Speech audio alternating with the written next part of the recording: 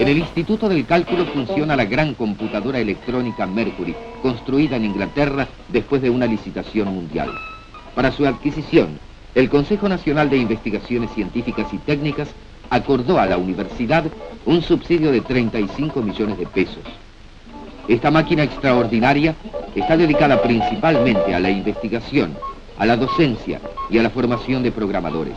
Entre los organismos que lo aprovechan en forma más directa pueden mencionarse el Servicio Meteorológico, la Comisión de Energía Atómica, YPF, el Instituto Geográfico Militar, Fabricaciones Militares, la Dirección de Estadísticas y el Instituto Nacional de Tecnología Agropecuaria. Para trabajar junto a la computadora ya han vuelto al país destacados investigadores argentinos que se habían radicado en el extranjero. Corría el año 1956 y Argentina vivía su tercer dictadura. Esta había sido generada por Eduardo Ernesto Lonardi, teniente general del ejército argentino, quien fuera un oficial de muy alto rango en ese momento. 2 meses después de haber derrocado al gobierno, él mismo fue derrocado por Pedro Eugenio Aramburu, teniente general también del ejército argentino, quien se sostuvo en el poder durante varios años hasta 1958, cuando fue nuevamente llamadas a elecciones democráticas. Pero nuestra aventura comienza en 1957. Es de conocimiento general pensar que la computación en realidad se inició en 1961, cuando se despertó Clementina, pero en realidad no fue así. En 1957, la empresa Remington Rand Sudamérica compra 2 computadoras Univac, modelo 90. Se llamaban Univac Solid State 90. Una fue instalada en Ferrocarriles Argentinos, fue montada y puesta en funcionamiento por los ingenieros Luis F. Rocha y Osvaldo Vergili, y comenzó a operar por completo a fines de 1959. Es así que hoy, donde se encuentra el ferrocarril Sarmiento, se ubicaron ambas computadoras. Las computadoras se alojaron donde se encuentra la actual estación del ferrocarril Sarmiento. Estas computadoras se encargaban de procesar la facturación, gasto de los locales, gasto de los vagones, maquinaria, restaurante y kilometrajes. Por otra parte, el ferrocarril Roca y el ferrocarril Mitre adquieren 2 equipos IBM, que se encargaron de procesar toda la contabilidad de los ferrocarriles, incluyendo el pago de jornales, gastos y sueldos. Estos equipos de IBM que se importaron eran el modelo IBM 305 Ramac, y también se importó la IBM 650, que era una máquina relativamente vieja. Entre todas estas máquinas no hubo más de 15 personas que las manejaran. Así que, para que ustedes tengan en cuenta, acá vemos una foto de aquellas personas que se encargaron de poner en marcha las Univac.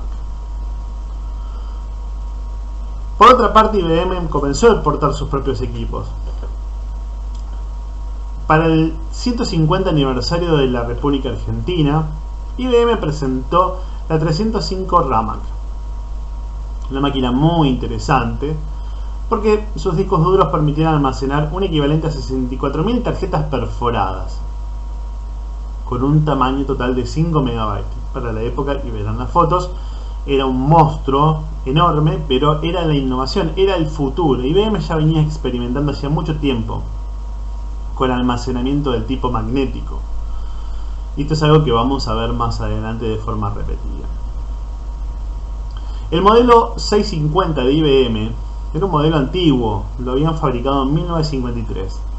Y esa fue la primera máquina que se fabricó a nivel industrial y de forma masiva en el mundo, y se vendió a todo el mundo.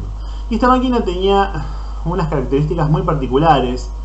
Primero, que se hicieron 2000 equipos entre 1953 y 1959, que es hasta cuando se dejó de fabricar. Y fue la primera computadora en el mundo en contar con un cilindro magnético de almacenamiento que podía almacenar 4000 palabras o 35 KB en 10 dígitos decimales, o sea, eran largas las palabras. Normalmente hoy entendemos las palabras, por ejemplo, ¿no? Un microcontrolador puede almacenar 1024 palabras de 10 bits, ¿no? Entonces contamos los bits para armar la palabra, lo que sea, el número decimal, lo que sea. Bueno, eran bastante interesantes. Inicialmente contaba con este tambor que vemos acá, un tambor de núcleos magnéticos con un cabezal giratorio que podía girar hasta 12.000 revoluciones por minuto y iba leyendo los núcleos magnéticos.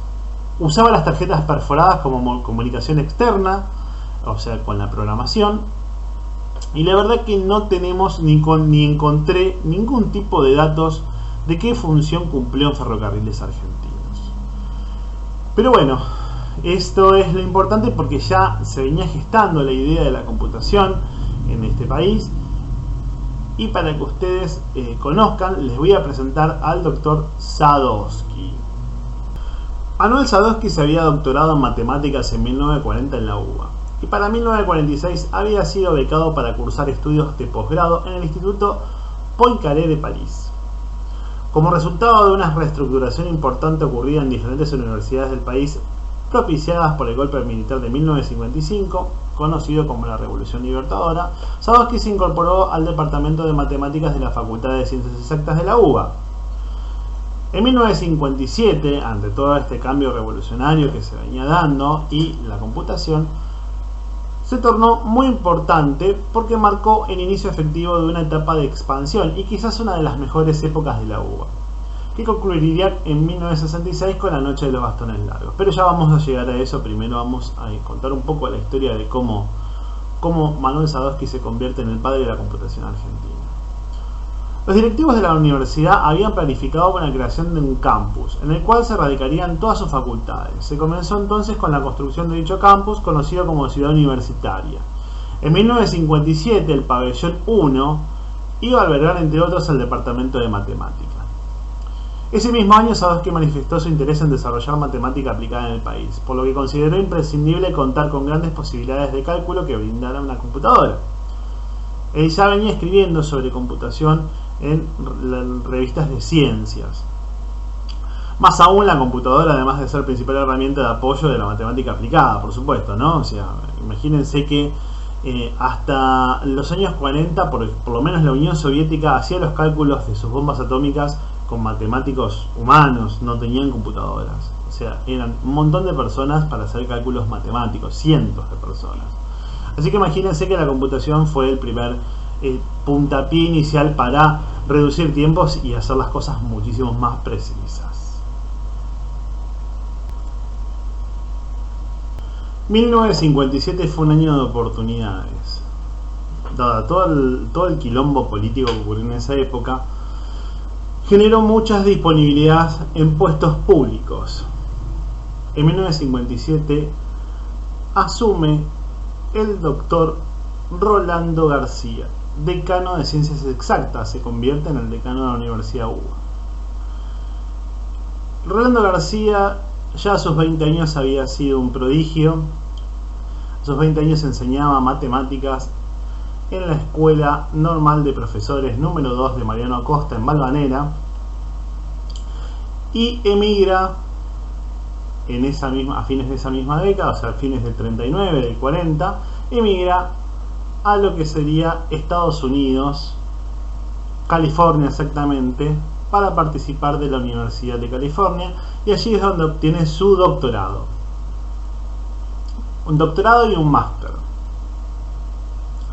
Regresa a Argentina a fines de los años 50, teniendo buena relación con Sadowski, quien Sadowski ya escribía en revistas importantes de ciencias, donde él planteaba desde ya de la década del 50 en la revista Ciencia y Técnica, detallaba las características de las computadoras y los dispositivos y lo que éstas hacían, y qué países contaban con ellas y cuáles eran sus beneficios, qué cantidades había y qué era lo que podían hacer.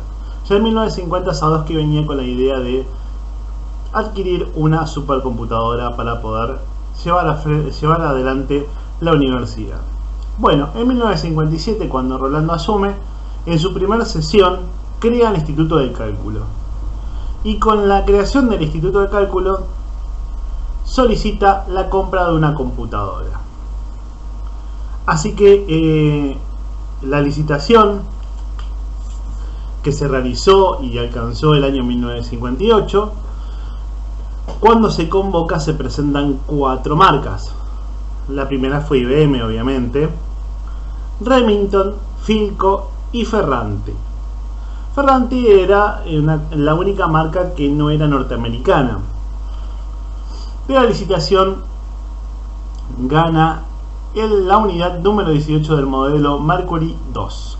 El modelo Mercury 2 había sido una máquina que había nacido de la marca Ferranti a principios de los años 50. De hecho, en el 53 se fabricó esta máquina. Y se hicieron 19 modelos. Así que el 18 fue el nuestro. Ferranti le vendió a muchas empresas grandes, incluso a empresas petrolíferas para cálculos importantes, el modelo Mercury 2. Acá en Argentina la máquina se pagó $425.000. Si vemos la tabla de comparación de lo que valía el dólar en esa época y lo llevamos al 2022, la máquina valía $44 millones. O sea, nosotros pagamos, si tuviésemos que hacerlo hoy, $44 millones por una supercomputadora. Y acá es donde nace la historia de Clementina. La máquina venía con una melodía pregrabada que era Clementine, y por eso la apodan con ese nombre. Como ya vimos, ya había otras computadoras en Argentina, así que Clementina sería la computadora número 6 que ingresaba, por lo menos eso es la información que tenemos hoy en día, que sería la computadora número 6 en ingresar al país en el año 1900. Bueno, en realidad Clementina entró en el año 60, ¿no? Se compró en el 58. O sea, del 57 al 60, Clementina sería la 6ª máquina en ingresar a Argentina. Así que tendríamos nuestra propia computadora y una nueva universidad y una nueva carrera que le costaría bastante despegar y ser comprendida por los profesionales universitarios y los grandes pensadores de esa época. En inicios de 1958 se llama a elecciones libres en Argentina y el doctor Frondizi asume como presidente de la nación y tendría un largo mandato hasta el próximo golpe de Estado. Mientras tanto, en este mismo año, 1958, la computadora Ferranti fue comprada. En realidad los orígenes de la compra, por un lado, fueron del lado del Consejo Nacional de Investigaciones, que apoyaron esta idea de comprar. Pero hubo ciertas oposiciones. El Consejo Superior de la Universidad de Buenos Aires también estuvo de acuerdo con la gestión del doctor Rolando García, pero en el CONICET el doctor Bernardo Husseis estaba en negativa con la compra de la computadora y manifestaba su rechazo de forma pública. Alegaba que había otras cosas muchísimo más importantes en la cual es destinar el dinero que la compra de una supercomputadora. Sin embargo, se contaba con el apoyo del doctor Eduardo Braun Menéndez, que fue un impulsor en la época de toda innovación, muy conocido y muy amigo del doctor Bernardo Husseis, a quien escuchaba por suerte.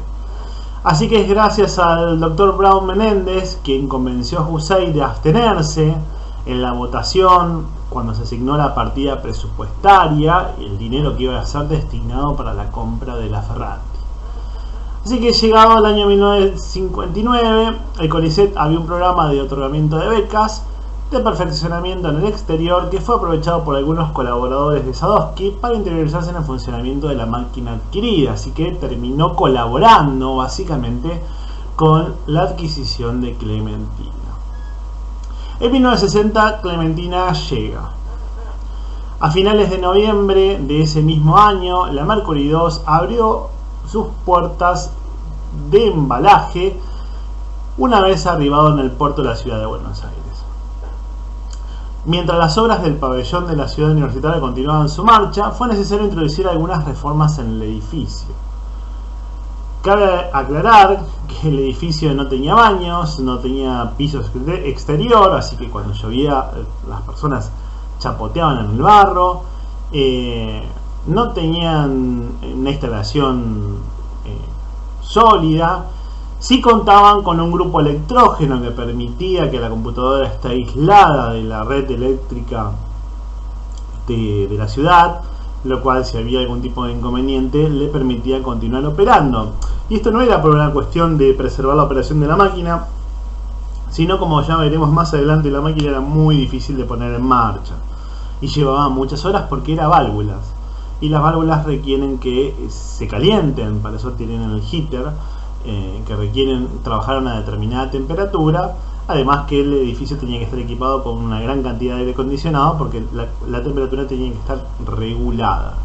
Tengan en cuenta que eran miles de válvulas, así que esto era inevitable que calentara un poquito. Así que para enero de 1961 la computadora ya se encontraba instalada en el pabellón. Ahora vamos a escuchar a uno de sus programadores que les cuente él mismo con sus palabras cómo fue el armado de la máquina. En su instalación significaba verificar que en el transporte y en la instalación no se hubiese perjudicado alguno de los 18 o 20 bays que había, y las unidades, los chasis con las válvulas y las resistencias de sus elementos. Entonces la primera tarea era ir enchufando una por vez y ir verificando que efectivamente no se hizo pomada. Es una tarea que llevó varios meses. Quien acabamos de escuchar es el ingeniero Jonas Payuk.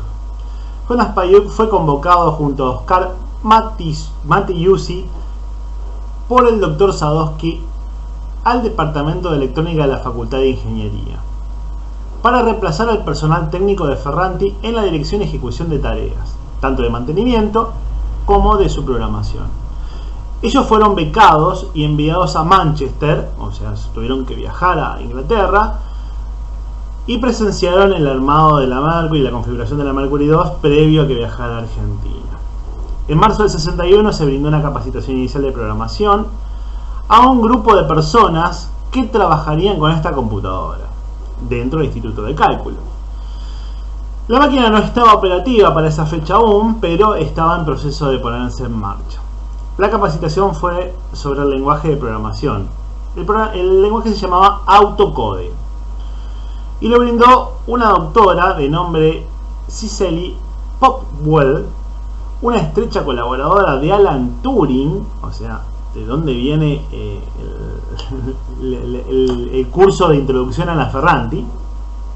Recuerden que Alan Turing no hacía muchos años había pasado mejor vida, de hecho él había participado en la Segunda Guerra, así que no estaba muy lejos en los años. Quizás hoy para nosotros sí, pasó casi un siglo, pero para ellos en ese momento no. Y esta doctora fue quien desarrolló el sistema de programación de la Ferranti Mark I, que era otro modelo, mucho más antiguo que este. Y fue uno de los primeros programas, por supuesto, que se escribió en esa época. Y acá es donde entran el nuevo equipo de Sadowski. Y me va a costar pronunciar el apellido, pero la primera programadora argentina fue Cecilia Berdichevsky, que en ese momento era contadora y licenciada en matemáticas, y era muy apreciada por Manuel Sadowski y la invita a formar parte de su equipo. Cecilia se convierte en la primer programadora de la República Argentina, pero en el sentido de programadora, ¿qué quiero decir con esto? Quiero decir que es la primera programadora de una supercomputadora. Recuerden que en Argentina ya había otras computadoras que eran las que llamaban Dinos, que eran las Univac. Y esas computadoras tenían su equipo de programación, así que había otros programadores. Pero Cecilia fue la primer mujer programadora, así que Cecilia fue la primer programadora argentina que existió. Y fue una persona impecable y una persona muy hábil, con una mente espectacular, que se dedicó a participar en todos los programas y en toda la manipulación de la máquina durante toda su vida, o sea, la vida que tuvo la máquina hasta su final, 10 años después. Así que para el 15 de mayo de 1961 la Mercury 2 se puso en marcha, y con ella el Instituto de Cálculo, porque fue todo un arranque, ¿no? Arrancó la máquina y arrancó el nuevo Instituto de Cálculo. La dirección asumida por Manuel Sadowski a finales de octubre de ese año proporcionó la entrada en operación de la computadora. Hizo que muchos científicos tomaran conciencia de las posibilidades que brindaba esta herramienta. Y sus colaboradores lo dicen todo el tiempo. El doctor Sadowski era un gran vendedor de lo que podía hacer la máquina y la promocionaba por todo el país. Incluso la Mercury 2 fue la primera computadora importante de América del Sur. Argentina no fue el primer país que tuvo computadora, porque en realidad sí fue el primer país, pero no fue el único que compró computadoras en esa década. Chile ya tenía la suya y se llamaba Lorenzo.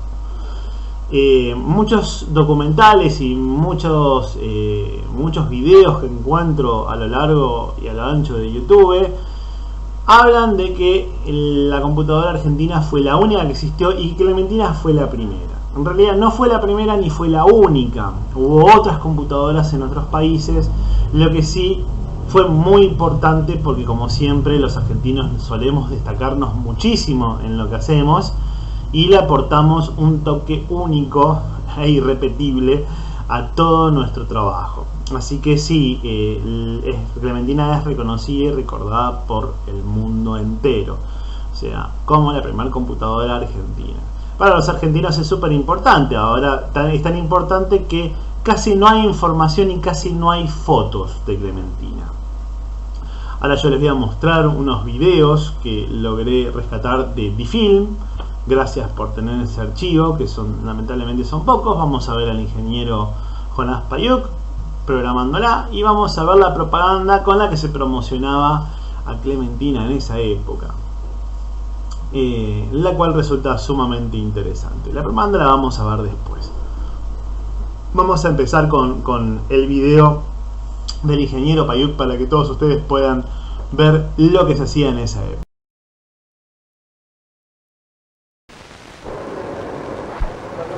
Aprovechando la capacidad de decisión y de obedecer instrucciones en forma secuencial y la memoria de la máquina, es que los matemáticos del Instituto de Cálculo han analizado determinada cantidad de juegos y se lo han enseñado a la máquina, a la computadora. Por lo tanto, podemos jugar contra ella o con ella. Podemos jugar al juego de Marienbad, por ejemplo, un juego que en el film el año pasado en Marienbad Alain Resnais intentó y hizo en cierto modo popular. El juego consiste, creo, en la disputa entre la máquina y uno de los jugadores para retirar cada cual por una vez un palo o la cantidad de palos que sea posible dentro de cada fila. Podemos jugar, ¿no es cierto? Bueno, las instrucciones han sido previamente introducidas a la máquina, por lo tanto vamos a proceder directamente a jugar contra ella. Por consiguiente vamos a proceder a, por ejemplo, sacar dos palitos de la fila 2. ¿Quién empieza? Acá entonces empezamos nosotros contra la computadora. Indicaremos que sacaremos 2. No queremos que esto es casi un sorprendente ser humano, como ustedes han visto, con ese suavísimo y melancólico sonido entre clarinete y fagot. Este monstruo fabuloso, ingeniero Payuk, puede además desafiar al hombre a jugar a algo, a entenderse con el hombre en algún terreno competitivo. Sí, cualquier tipo de juego que sea analizable lógicamente, que tenga una secuencia lógica. Nosotros siempre sostenemos que la computadora es tan inteligente como la persona que la maneja. Vamos a jugar contra la computadora electrónica hace un año en Marienbad, el juego que Alain Resnais hizo popular en su film hace un par de años. El juego consiste en algo muy simple. La computadora y nosotros tenemos derecho a retirar cada vez tantos palos como queramos de cada fila completa. ¿Empezamos? Adelante.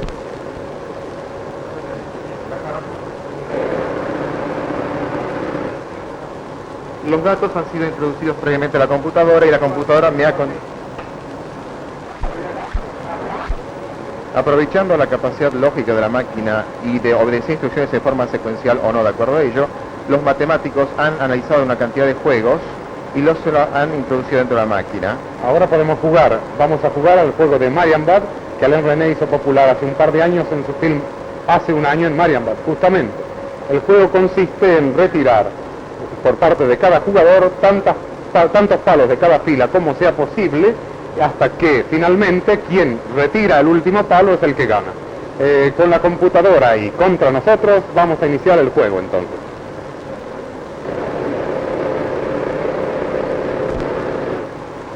En su primera respuesta la computadora dice: juegue que yo le ganaré.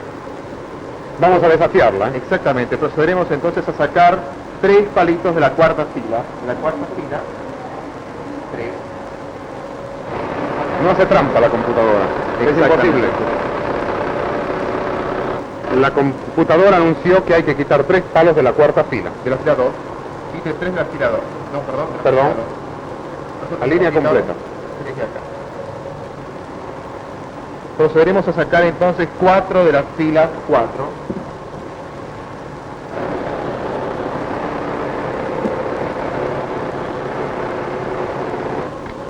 Ya ves que la máquina le lleva pocos microsegundos para analizar el juego y la decisión que va a tomar. La máquina dice quite 4 de la fila 3. ¿Es esta? Sí. Quedan solamente 2 palos. ¿Cómo jugamos ahora? Sacaremos entonces una de la fila 1. Y la máquina siempre queda evidentemente ganadora. Este conversor de tarjetas automáticas fue construido por ustedes, creo, en la Argentina. Sí, exactamente. Fue diseñado y construido por el grupo de ingenieros a cargo de la computadora Mercury y merced a un subsidio otorgado por el Consejo Nacional de Investigación. Estos ingenieros. Exactamente, y algunos que en este momento no están presentes, lamentablemente.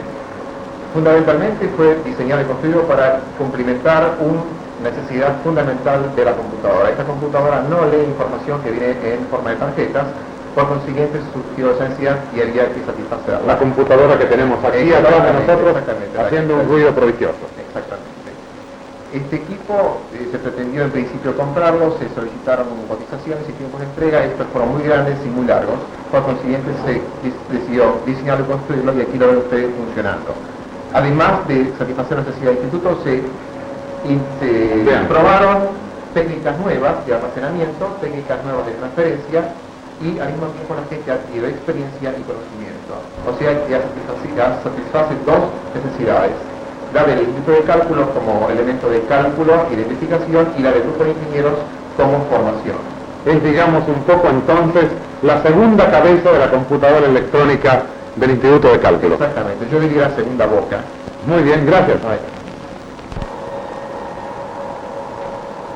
Vuelve, ¿eh? Hola.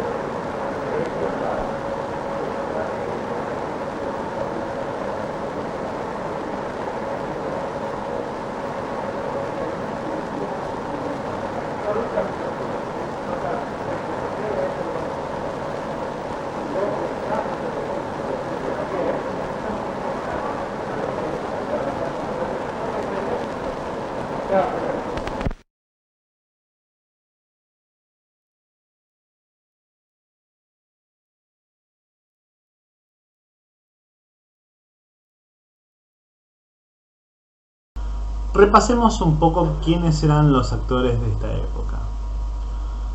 El Dr. Sadowski, quien fue el impulsor de toda esta cuestión. Victoria Bajar, que fue programadora del grupo de lingüística computacional del Instituto de Cálculo. Arturo O'Connell, matemático economista que trabajaba en el Banco Central en esa época. Juan Carlos Angio, representante de Entel en el Instituto de Cálculo.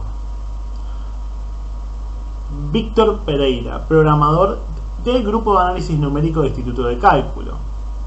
Jonas Payuk, ingeniero, Grupo de Ingeniería Electrónica del Instituto de Cálculo. Rebeca Guber, matemática y vicedirectora del Instituto de Cálculo, en la mano derecha del Dr. Sadowski. Cecilia Berdichevsky, programadora y también muy allegada al Dr. Sadowski. Julián Arauz, programador, también perteneciente al grupo de investigación operativa del Instituto de Cálculo. Ernesto García Camarero, jefe de programación del Instituto de Cálculo, y esta persona es muy importante porque fue quien impulsó básicamente y dictó muchos cursos de lo que era la parte de programación. O sea, fue el programador número 1 en esa época, él es de origen español, y fue quien enseñó a programar a los demás, dictaba los cursos en el Instituto de Cálculo, y era quien más entendía el lenguaje autocode, que tenía un aspecto muy algebraico, ¿no? Un matemático importante. Así que este es el equipo que inicialmente arrancó con la computadora Clementina en el inicio de sus primeras funciones. ¿Qué era lo que se pretendía para Clementina? Bueno, se pretendía que ella interviniese en muchas cuestiones que importaran al país. Las computadoras que vimos anteriormente tenían funciones muy específicas en determinados organismos, y vamos a ver otras que tienen también funciones específicas en otros organismos. Pero la que a nosotros nos importa es Clementina. Clementina hizo cálculos para el Instituto Nacional de Tecnología Agropecuaria, el INTA. Hizo cálculos para la Comisión Nacional de Energía Atómica, el CNEA. Hizo cálculos para el Consejo Nacional de Desarrollo. Hizo cálculos para yacimientos petrolíferos fiscales, muy importantes, sobre todo por el tema de la búsqueda y cálculo de extracción de petróleo. Hizo cálculos para Entel, nuestra empresa de telefonía nacional de aquellos tiempos. Así que la computadora empezó a cumplir funciones muy importantes que hacían y beneficiaban la eficiencia de algunas instituciones, como también podían hacer algunas cosas muy divertidas. Por ejemplo, calcularon la trayectoria del cometa Halley, algo sumamente importante. Y como ya vimos en el video, también podía jugar juegos, algo arcaico el juego, pero muy interesante. El concepto de diseño de la Mercury era brillante, o sea, tal es así que no se modificó casi en 50 años, o sea, su arquitectura sigue siendo la misma que vemos hoy en día en las computadoras modernas, por lo menos hasta la época del X86. Ver que la Mercury era un hardware muy delicado en aquella época, la temperatura era un factor fundamental, entonces teníamos que tener determinado clima en la sala donde estaba la computadora. Subía un poquito la computadora, entonces se dilataba el tambor magnético, si se dilataba la superficie, tocaba las cabezas, lectora, bueno, era pánico, ¿no? Y dejaba de funcionar. Era una computadora que fue muy efectiva en su funcionamiento, pesaba 500 kilogramos por bloque. Para arrancarla era necesario 3 horas. Y ya vimos ahí Victoria que explicaba todo lo que pasaba cuando la máquina no estaba en temperatura o había humedad. La temperatura debía ser muy estricta y debía estabilizarse durante mucho tiempo para poder empezar a usarse. El hardware era muy delicado, el clima era un factor sumamente importante porque colaboraba con la hidratación y la contracción de los materiales, así que la máquina era muy sensible. Ya vimos que Victoria habla de que el núcleo de memorias se dilataba y empezaba a hacer cortocircuito porque se expandía demasiado y tocaba contra otros componentes. Se alimentaba con un motor de 60 caballos de fuerza y un generador totalmente aislado de la red de la ciudad, como ya lo dijimos antes. Tenía 2 pantallas RT que era más o menos lo que era un osciloscopio. Y si bien la máquina se comunicaba a través de cinta perforada, se podía entender que cuando veían un punto brillante era un 1 y cuando el punto brillaba poco era un 0, ¿no? Así que era la forma binaria de comunicarse la máquina. El método de ingreso de datos y de salida de datos siempre fue el papel perforado. Y bueno, era un sistema lento, obviamente, ¿no? Pero estamos hablando de fines de los 50 a principios de los 60. Y básicamente una locura tener un equipo de esos. Deben haberse sentido muy importantes, además de ser personas importantes porque eran terribles matemáticos. Deben haberse sentido de una forma muy peculiar, siendo los únicos que podían tener acceso a ese tipo de tecnología. Después, cuando salían las tarjetas perforadas, o sea, la cinta de papel perforado, te debía pasar por un teletipo para que el teletipo la tradujera. Está lo que sería más o menos un lenguaje. Te podemos hablar del lenguaje porque entrado en 1965 nosotros hacemos nuestro propio lenguaje. Pasaba lo que pasaba con todas las máquinas, las cintas se rompían, las pegaban con cinta scotch, bien argentino. Había que hacer manualidades, agujeros nuevos, agujeros tapados, los problemas que tenían ese tipo de sistemas en aquella época, como todos los sistemas tienen sus falencias. Se había hecho una máquina incluso manual para hacer los agujeros a mano, bit por bit, una cosa muy interesante, muy argentina. No hay registro fotográfico casi de eso, no hay imágenes. Calculo que las personas que habrán participado deben tener sus fotos muy esporádicas, pero tengan en cuenta que ni siquiera nosotros antes de la aparición de los celulares casi tampoco sacábamos muchas fotos. Son muy valoradas las fotos pre-2000 porque eran arroyo y nada, es muy difícil tener buenos registros. Yo todavía sigo buscando una foto de mi TK90 cuando yo la tenía armada, que yo tenía 9 años y no la encuentro. Bueno, Sadowski recorre instituciones en el país, públicas y privadas, o sea, pero ofreció su servicio a todo el mundo, tal es así que Clementina calculó la plataforma continental. O sea, no es para menos, era una gran calculadora gigante y muy eficiente si se la sabía programar, y estas personas sabían cómo programarlo y podía resolver problemas importantes. Bueno, para que ustedes se sigan entreteniendo, ahora lo que vamos a ver es un pequeño relato que les va a resultar muy agradable. Sadowski con la doctora Gruber era un dúo que funcionaba muy bien, se entendía entre ellos, se peleaban entre ellos y de alguna manera motorizaban todo lo que era necesario motorizar dentro del cálculo. Sadowski era el gran pensador que tenía las ideas claras de a dónde quería llegar y qué quería hacer. Rebecca Gruber era la subdirectora y la que realmente organizaba todo. Rebecca era de alguna manera la que materializaba y empujaba las cosas, las ideas y los conceptos de Sadowski, con lo cual se peleaba muy a menudo. Para 1963, Clementina ya era parte de la vida de los argentinos. Intervenía en varios problemas que se daban en la época e incluso participaba en grupos de cálculos de economía matemática, dirigido por el doctor Oskar Warszawski. Elaboró modelos económicos que los llamó Make 0 y Make 1, y también participó de otros proyectos muy importantes. Por ejemplo, con el doctor Julián Araoz desarrolló un modelo de aprovechamiento hídrico de los ríos mendocinos mediante el uso de represas a pedido de Warszawski, que había sido comisionado por el CEPAL y la Comisión Mixta del Consejo Federal de Inversiones. Los inicios de este trabajo resultaron bastante conflictivos, puesto que los requerimientos iniciales planteados por Warszawski eran vagos.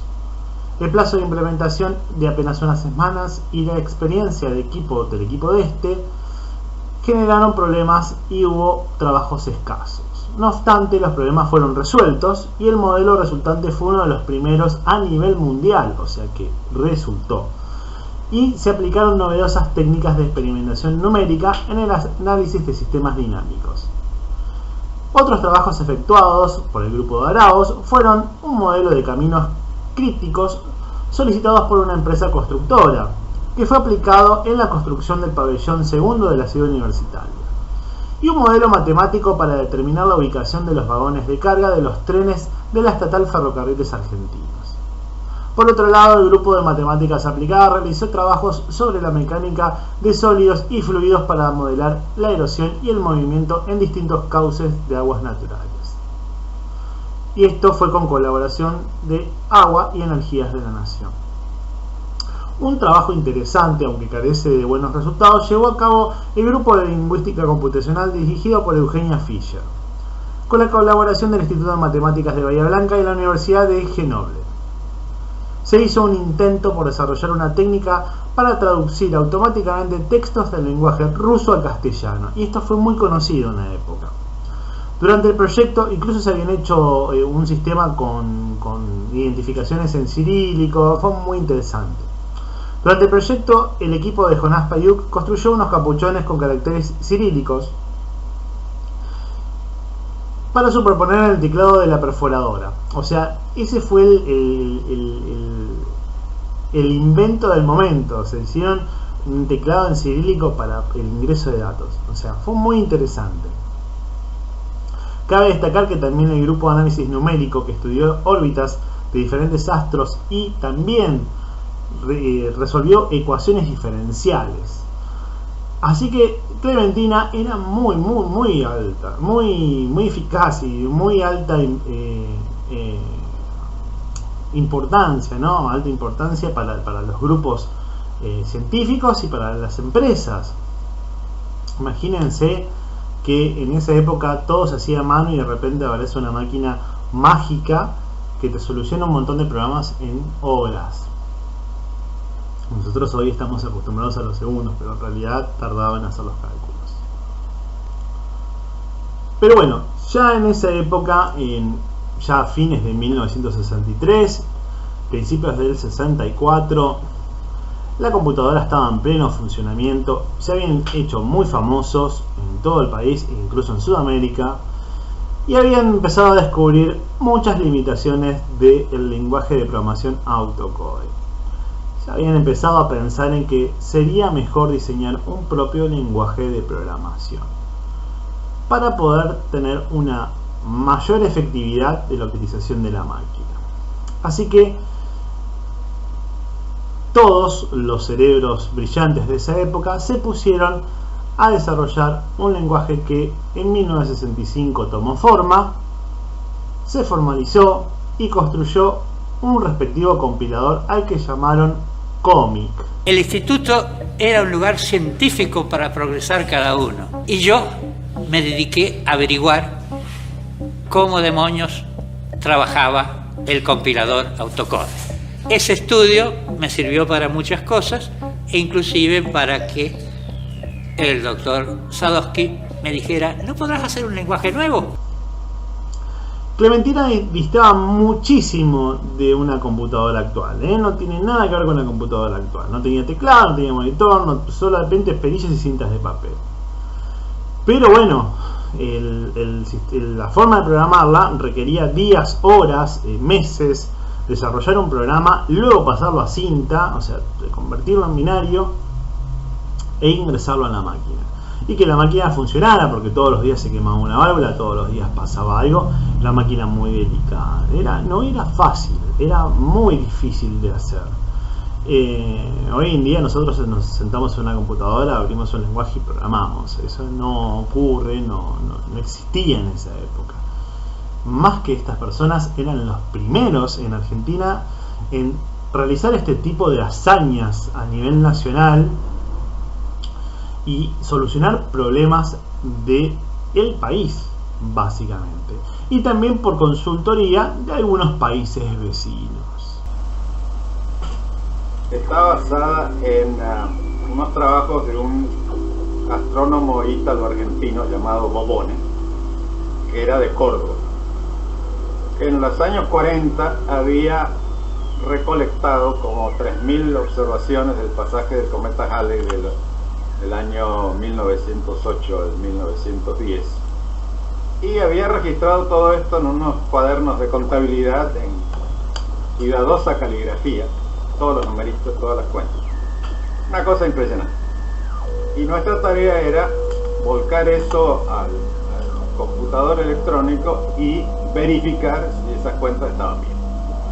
Lo hicimos y después de ingentes trabajos verificamos que estaba todo bien.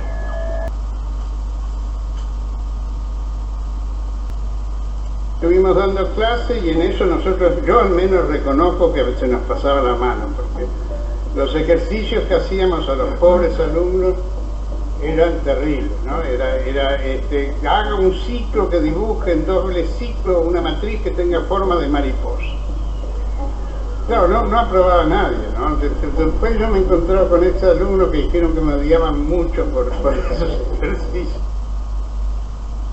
Durante ese mismo año, 1964, las DINOS, las UNIVAC, continuaban operando. Y vamos a hacer un alto acá para reconocer a alguien que fue alguien importante en la historia, a pesar de que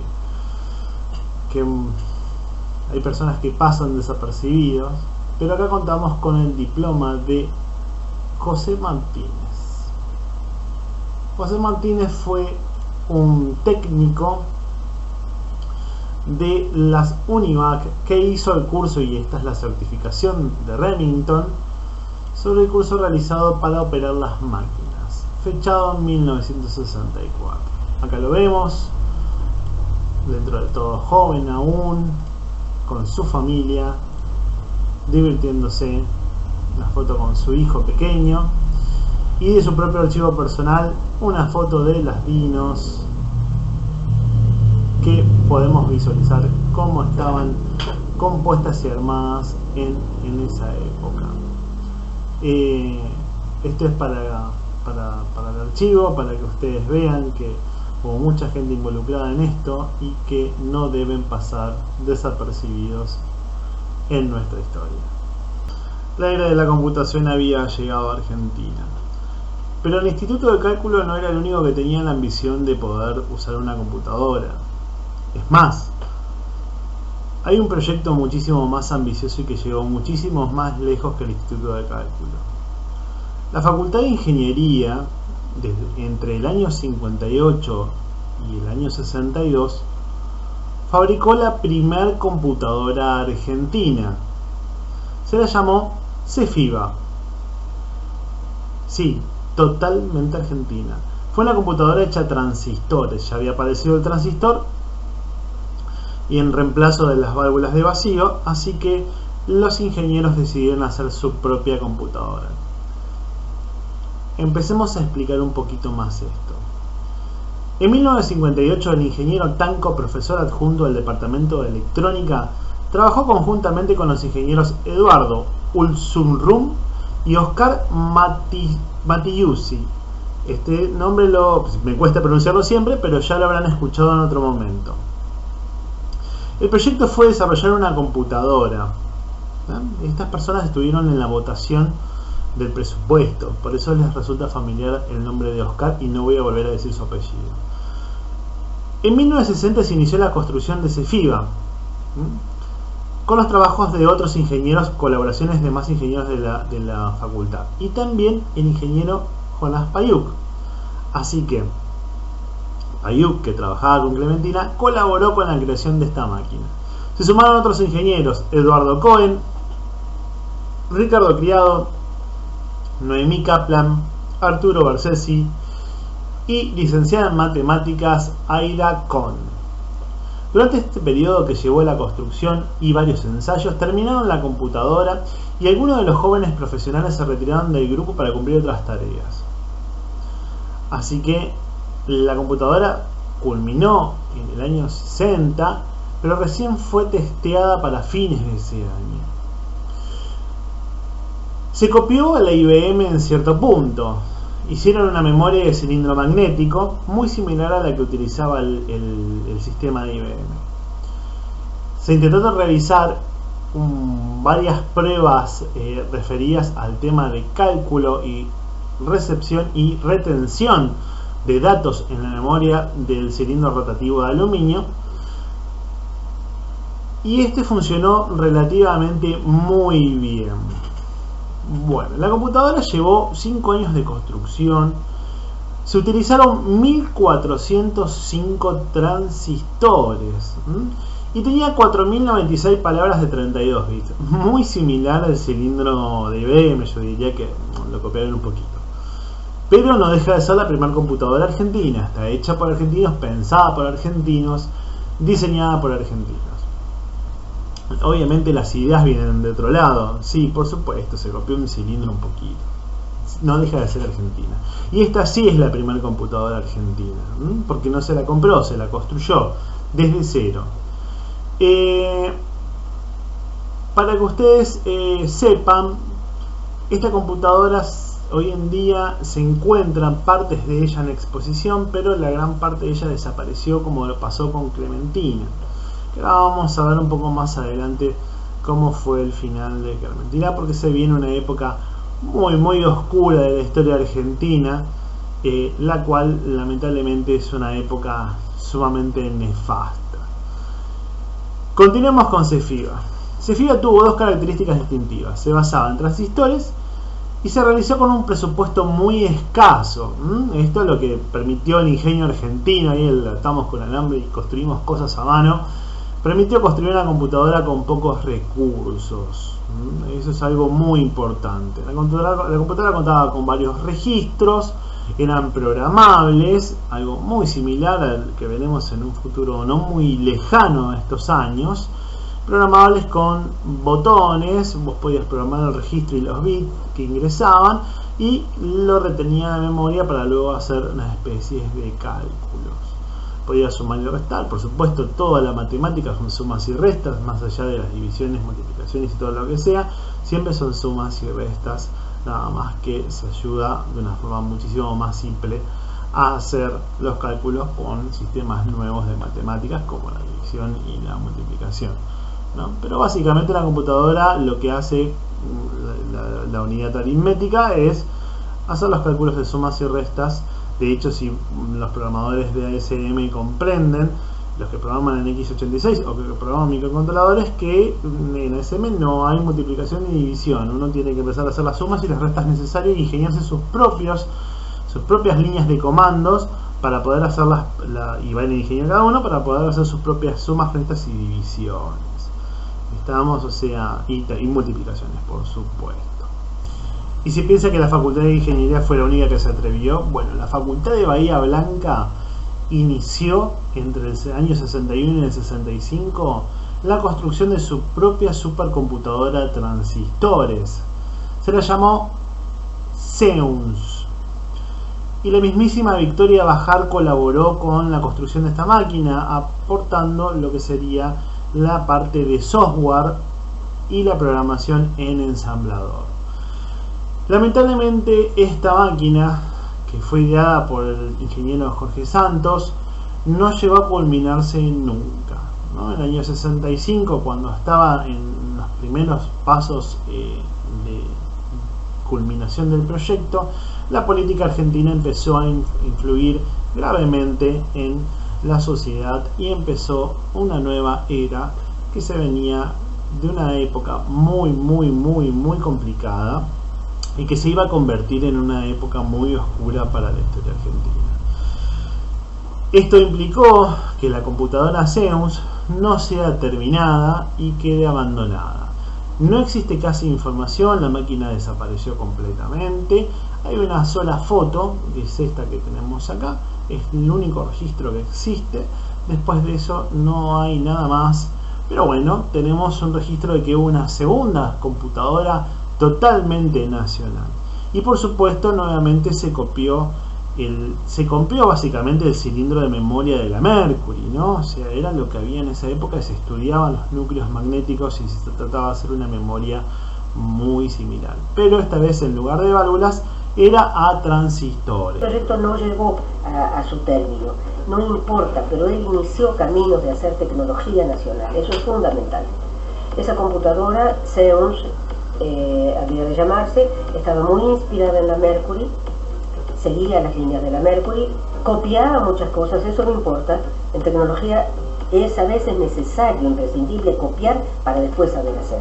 Y no copiaba muchas otras, tenía muchos elementos de diseño original.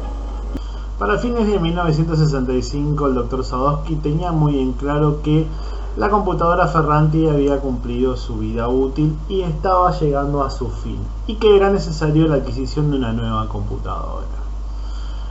Ya había empezado a pensar en requerir o solicitar una nueva licitación para la compra de una nueva máquina. Incluso por esos años, en el año 65, De Gaulle, que era en esa época el primer mandatario de Francia, vino de visita a Argentina y pasó por la universidad. Y al entrevistarse con el equipo de directivos del Instituto de Cálculo, le preguntó qué necesitaban. Y él le dijo que necesitarían una computadora nueva.